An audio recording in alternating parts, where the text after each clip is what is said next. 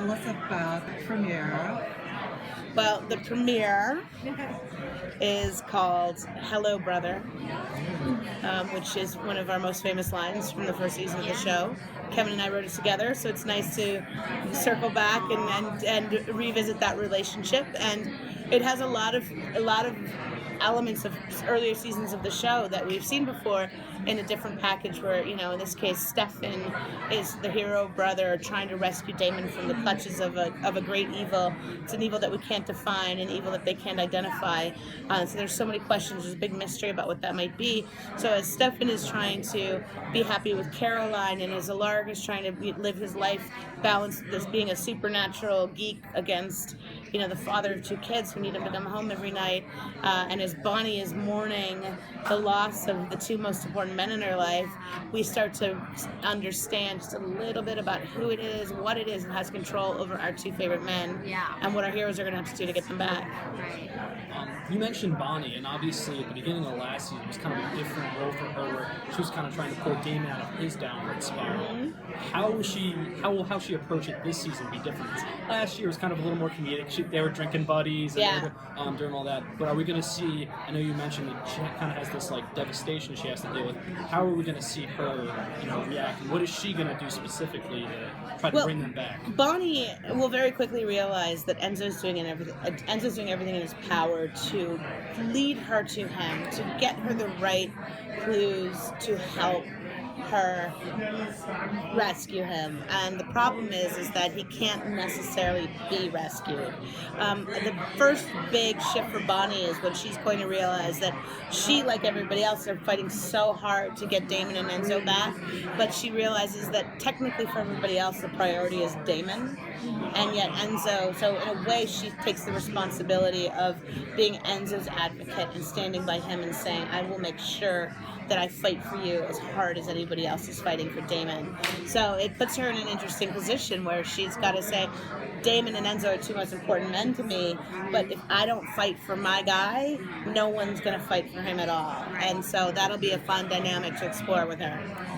Do you The most asked question on my Twitter when I told them that I would be here was like, Caroline, can we expect a June wedding?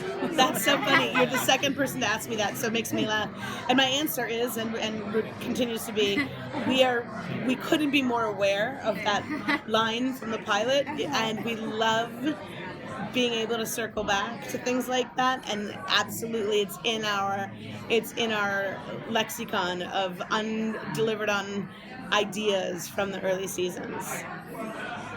Going back to Enzo and Damon kind of being possessed right now, do you think either one of them are thinking of Bonnie or thinking of Elena while they're in the state, or do you think they're just totally like checked out, humanity's gone? Yeah, I think that the fun of this particular predicament, in that it's something we haven't seen before, which is that they are being controlled by an entity, and yet they're struggling with their own sense of humanity. And there's a lot of options when you're in that situation. Do you flip it off completely? Do you find a little pocket space in the side of your brain to hold on to what you love and try to hold on to yourself? Do you throw caution to the wind and just say, screw it, I'm doomed, I'm destined for this hell, I may as well embrace it. Right. And that's what they'll be going through. Okay. I'm sure that you've known probably for a while how the series is going to end.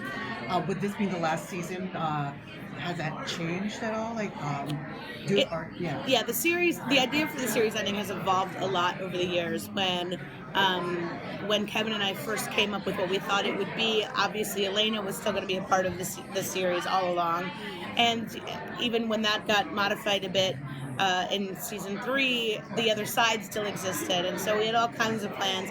And with Elena leaving and the other side going away, I've had to readjust a lot of those ideas, but they all exist in the same tone, same emotional foundation as what Kevin and I came up with 6 years ago. Is it ending going to be like closed, or will it be like any open? It's going to close. Oh, look, it's not written yet. If I have my way, Paul Wesley was trying to pitch to me like the Sopranos version of the ending. Yeah. And I was like, no, dude, have you met me?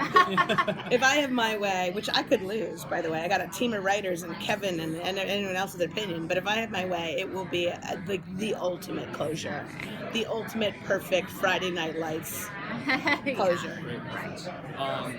Well, since it is the final season, I had a lot of people on Twitter asking me as well, could we see returning characters, whether it's characters from the originals, so maybe a Klaus or Elijah or something like that, or even characters from the past of the show. And is that, like, I know about the Vampire Diaries, is the originals and the Vampire Diaries, like, their times, are they going to kind of sync up so that would be potentially possible for a Michelson or two to pop up in Mystic Falls? When you do casting, you have this thing called putting someone on hold, which is basically just saying, hey, we're asking about you, keep that window open, let us know if a job comes up that might make you unavailable. And it's a way of just saying, like, we're talking about maybe using you in this episode, and already our hold list of returning actors is 10 deep. So I can't say anything more, but there's definitely a plan to try to revisit the stories with everybody. You and Kevin did surprise us on Dawson's Creek because Joey ended up with Pacey, not Dawson, and I loved it, by the way. But any surprises in the end of Vampire Diaries in this regard? I think anything could happen between now and then. The one thing that I fundamentally, refuse to do, and Kevin and the writers and I refuse to do, is cement the ending of a relationship in the finale when we're still playing it out, because things can change. You can be surprised by something. It can take you in a different direction. So I won't make any promises about who's choosing who and how that's going to go. But I do think that there'll be a satisfying resolution to all the relationships.